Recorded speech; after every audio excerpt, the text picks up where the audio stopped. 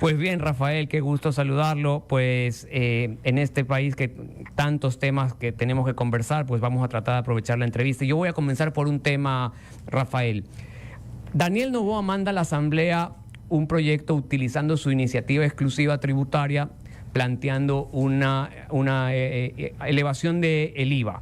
Dentro de la Asamblea, en el trámite de la ley, como acabamos de escuchar en la entrevista anterior, la Comisión está creando 3 impuestos más o modificación a 3 impuestos adicionales.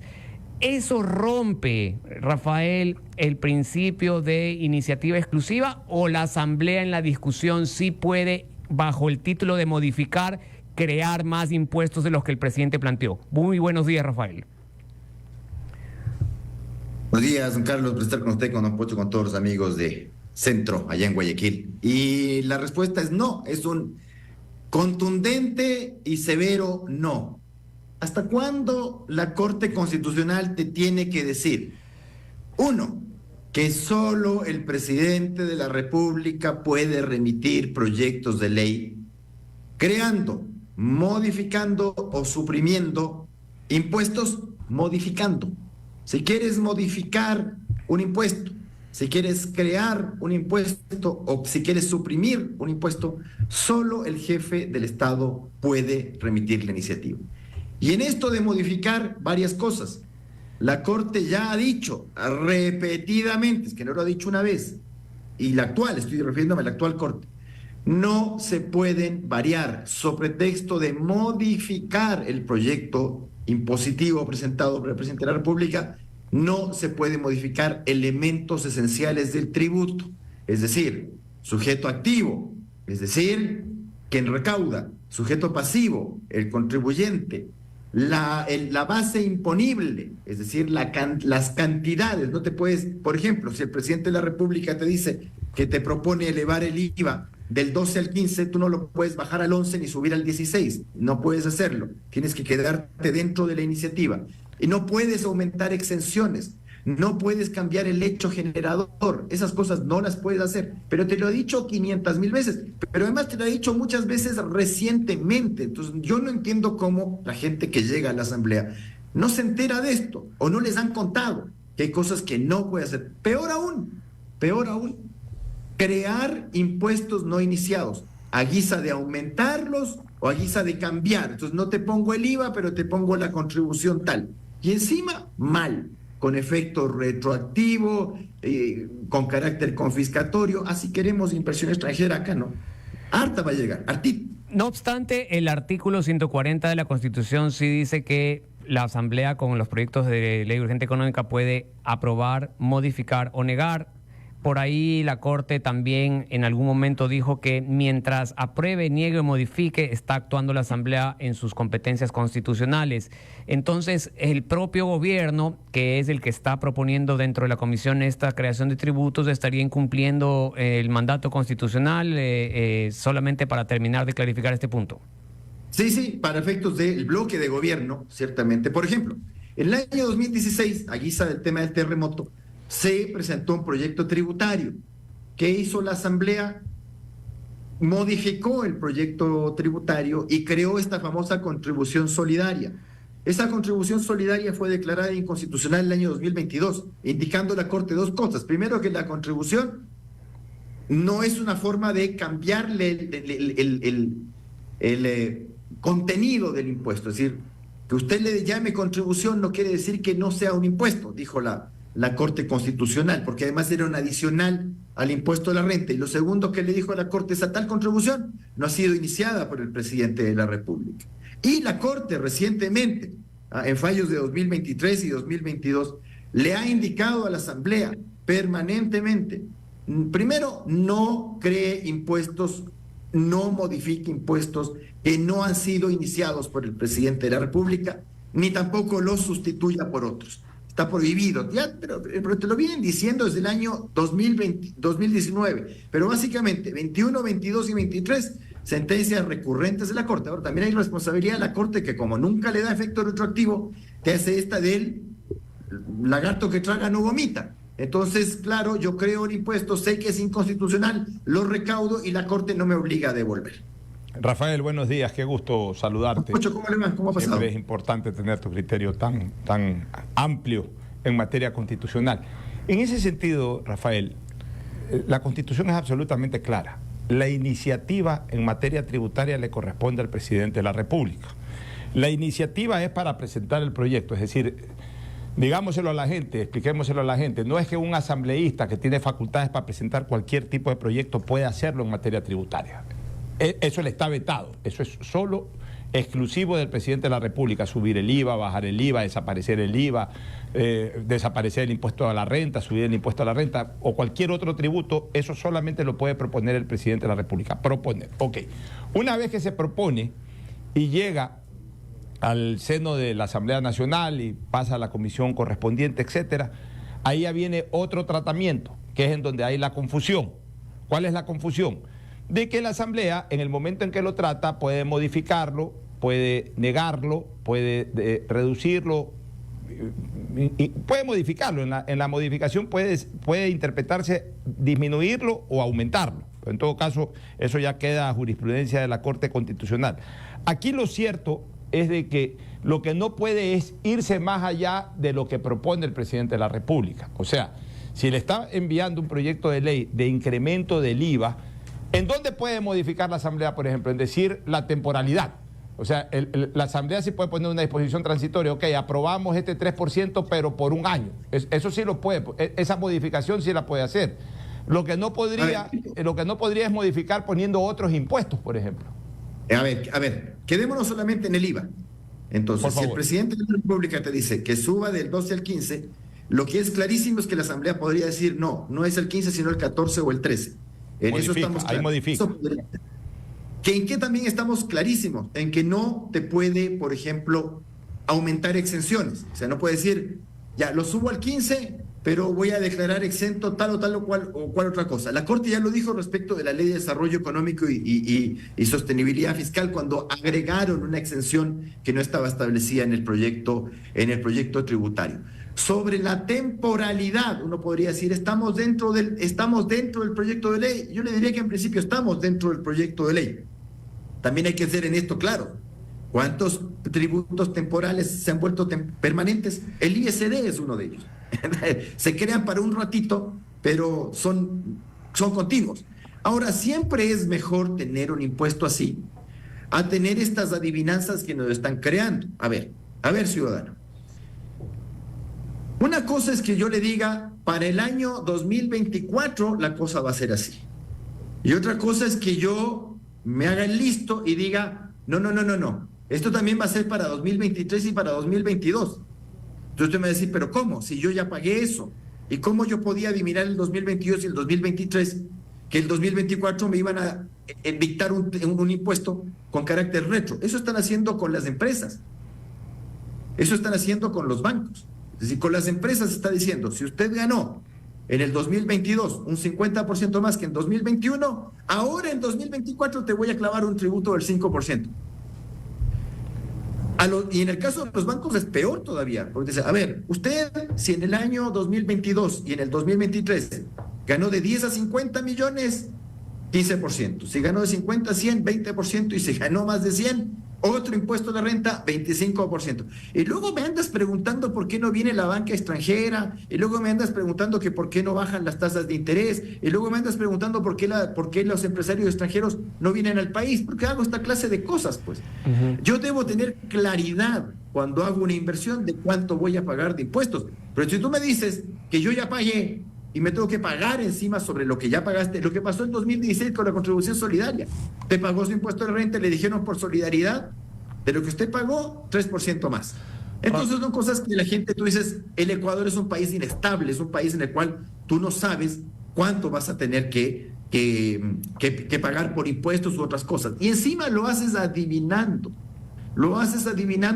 diciéndole a la gente que la banca gana mucho. Bueno, yo quiero saber qué pasó cuando la banca no ganó mucho. 99-2000. ¿Qué nos pasó? No es ningún chistecito si la banca tiene que ganar. Si la banca no gana es un problema, es un lío. Porque además la banca, según la ley ecuatoriana, que hace el legislador ecuatoriano que te hace estas bromas, te obliga a reinvertir las utilidades, no es que te las llevas, sino que tienes que el 80% reinvertirlas. Entonces, luego tú, como no sumas y restas, le metes en un problema a la banca que tiene que ver ahora de dónde saca, porque esas utilidades 2022, 2023, no solamente que ya tributó, sino que las reinvertió. Entonces, ¿y ahora qué tiene que hacer? Desinvertirlas. Sabrá qué es lo que uno tiene que hacer en estas cosas. Rafael, y buenos días, Rodrigo Campos, un gusto saludarlo. ¿Por qué se especifica tanto a la banca en este caso? Porque la Sobanca ya desmintió que no están en el top 5 de rentabilidad, sino están en el puesto número 10. Tampoco es que hay que tirarse a llorar, pero sí hay que decirle la verdad a la gente. Pero sí son tasas excesivas, en mi opinión, hasta del 25 al 30%, sí. Es altísimo realmente, y no sé cuál es su opinión sobre el impacto que esto puede tener en las operaciones de la banca, en el otorgar de créditos, o sea, cómo puede afectar también ya cuál es el daño colateral, porque sí, se recauda probablemente a la brava, digamos, a la fuerza se va a recaudar, no sé cuánto tienen estimado que ese punto específico puede hacer, pero cuál es el daño colateral que va a causar en la ciudadanía. No, claro que va a causar daño. A ver, vamos por partes. Si usted compara las dos contribuciones, que son malas las dos, la contribución a las empresas, esa también es terrible, a la banca. En el caso de las empresas, tú dices, a ver, si tú en el año 2021 ganaste 50 millones y en el año 2022 ganaste 100 millones, sobre esos 50 millones de excedente me tienes que pagar el 5%. Es decir, te me sacas de donde sea hoy día, que no sé cómo te ha ido, pero me sacas 2,5 millones y me pagas. Ahora, si lo mismo le pasa a un banco, en el año 2022 ganó 50 millones y en el año 2023 ganó 100 millones, sobre esos 50 millones de 2022 me vas pasando el 20%, es decir, 10 millones, y sobre estos otros 100 millones del año 2023 me vas pasando el 25, es decir, 25 millones. El banco te va a decir, pero vea, sobre eso yo ya pagué impuesto. Pagué en el año 2022 sobre los 50 millones, pagué 12,5 millones y sobre los 100 millones de 2023 ya pagué 25 millones. No sé, mijito, a mí me vas trayendo aquí 37,5 millones que te los sacas de donde tú quieras, pero me los pagas y me los pagas ahora en un corto plazo encima, me los vas pagando. Ahora, ¿eso qué genera? Que los bancos, porque no es la primera vez que hacen esto, esta cuestión de esta contribución única, que ya parece segundo impuesto a la renta, porque a cada rato lo están haciendo. Entonces tú dices, esta plata que tengo acá no la puedo dar para créditos, me la tengo que guardar porque qué sé yo que en el año 2027 alguien se me le ocurra decirme que tengo que pagar un impuesto sobre lo que gané el 2024. Entonces mejor me guardo esto y no entrego el crédito, no la pongo para poner créditos. Y luego tú te andas preguntando por qué las tasas de interés en Ecuador son altas. Bueno, porque primero, el banco tiene que pagar 25% de impuesto a la renta. Tiene que pagar el 15% de utilidades a los trabajadores como cualquier normal. Entonces ahí ya te queda el 60%. Sobre ese 60% de tus utilidades no las repartes, sino que el 80% tienes que reinvertir en el banco. Y sobre eso que te queda, cuando tú repartes, el accionista también tiene que tributar. Entonces luego tú te vas preguntando por qué en el Ecuador tenemos tasas de interés alta, primera gran pregunta que te haces. Y segunda gran pregunta que te haces, ¿por qué no viene aquí la banca extranjera como si va a Colombia y como si va al Perú? Porque por lo menos en el Perú o en Colombia sabes cuál es el régimen impositivo, sabes qué es lo que tú tienes que tributar. Acá adivina, porque tú le dirás, porque te preguntan. Cuando viene un inversionista extranjero te pregunta, dice, ¿cómo es el sistema? Dos cosas te preguntan básicamente.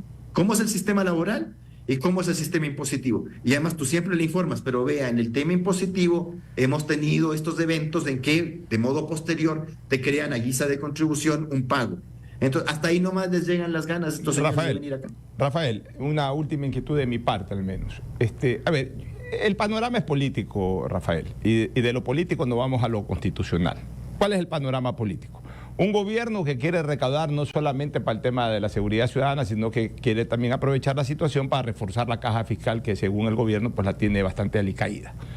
Una posición la otra organización política fuerte en la Asamblea, que es el Partido Social Cristiano, que está de acuerdo en generar una recaudación, pues no lo quiere hacer bajo concepto de IVA, es decir, de impuestos, sino de contribución, y está buscando otras alternativas más allá del IVA.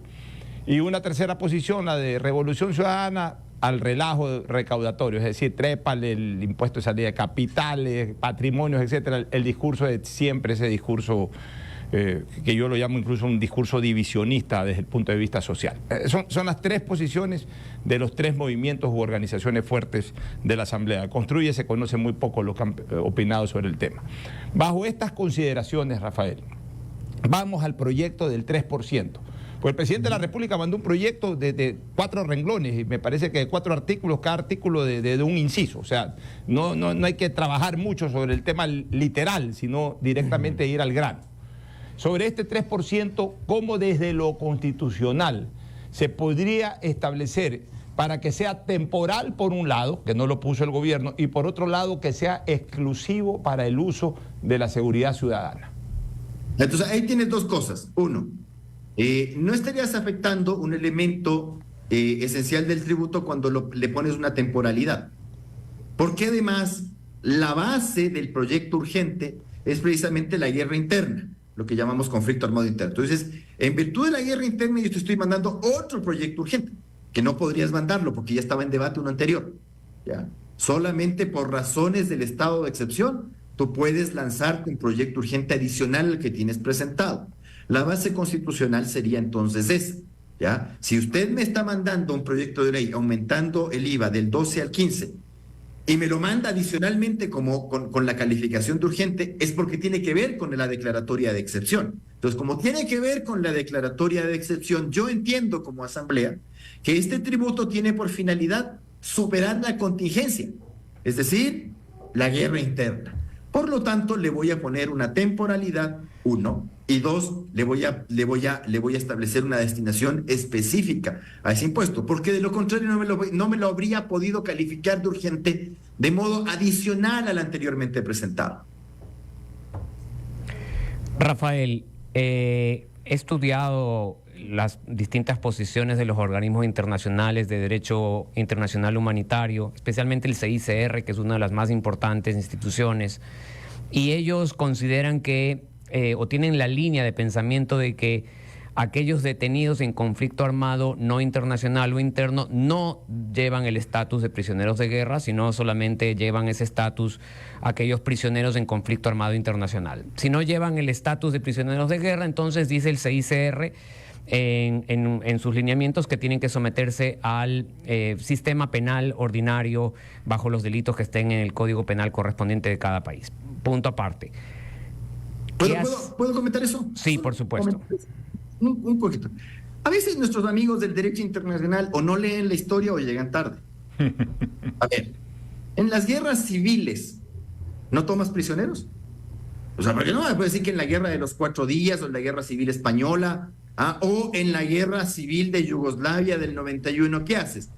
No son delincuentes, son prisioneros de guerra y les tienes que dar el tratamiento. A mí me parece harto riesgoso estar diciendo que en un conflicto interno no hay prisioneros. Entonces, ¿qué tratamiento quieres que le dé?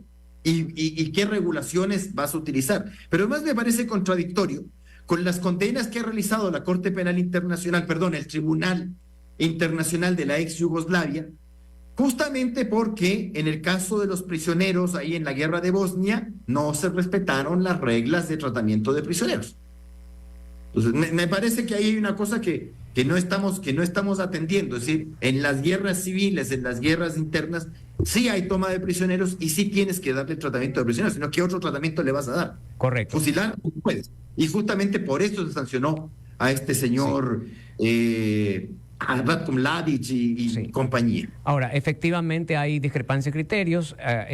Yo estaba siguiendo la línea que aparentemente es la que el gobierno está acatando, porque básicamente lo que está haciendo es someterlos al proceso penal común a todas estas personas que, a propósito, que a todos dicen hemos capturado tantos terroristas, pero realmente solo están sustanciándolo o vinculándolos como bajo terrorismo solo a 118 de 2000. El resto están por otros delitos. Ahora, frente a este problema carcelario, una opción es, que de hecho hoy día el presidente Noboa ha dicho que sigue insistiendo con los países como Colombia y Perú, es devolver presos colombianos, devolver presos peruanos. Preguntas varias ahí. Una, ¿Es obligación de los estados vecinos recibirlos? Segundo, esas personas no cometieron delitos en esos estados. ¿Puede haber un convenio entre países para que esos presos continúen su prisión, su detención, su pena en esos países? ¿O se los entrego y quedan libres y como colador se nos vuelven a entrar? Rafael.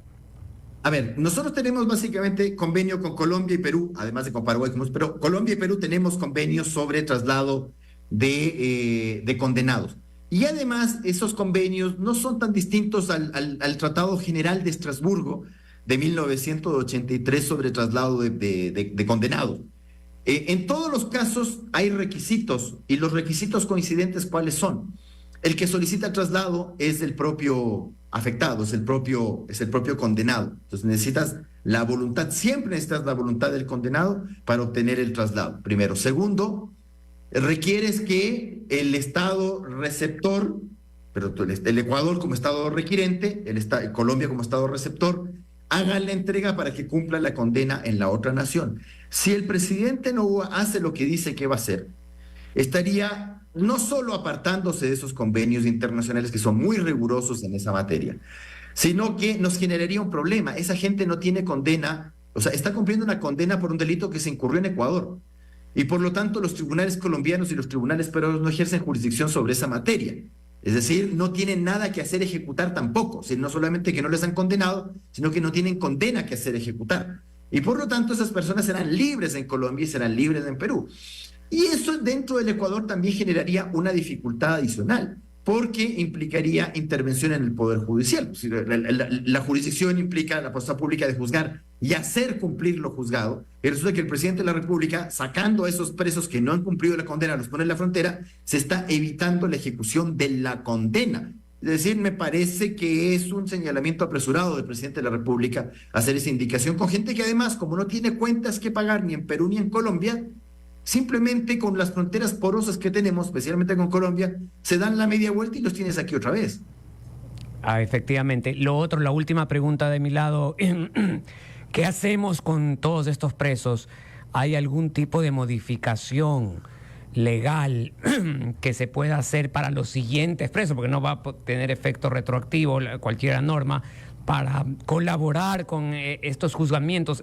Escuchaba el otro día en un foro que en El Salvador se hizo una modificación de juzgamiento en grupo, etcétera. ¿Alguna idea, Rafael, que pudiera la Asamblea tramitar? Porque ese juzgamiento en grupo también puede ser bastante violatorio de derechos, pero ¿qué más se pudiera hacer? Y con eso concluimos, Rafael. Es un tema complicado, y es un tema complicado porque el sistema interamericano, para bien o para mal, nos guste o nos disguste, te ha restringido todo lo que tiene que ver primero con jueces sin rostro, ¿ya? Que no sepas quién es el que te está juzgando porque no lo puedes recusar. El tema de los juzgamientos en grupo, no sé cuánto tiempo va a durar a que el sistema interamericano te diga que eso es violatorio de derechos fundamentales, básicamente a partir del derecho a la defensa, porque siempre, a pesar de que las personas hayamos participado en el mismo delito, nuestro grado de participación y nuestra forma de participación siempre es distinto. Es decir, no obramos igual. Entonces, el juzgamiento en grupo, complicado. Yo he escuchado esta propuesta que se ha hecho respecto de que los jueces puedan juzgar fuera del país.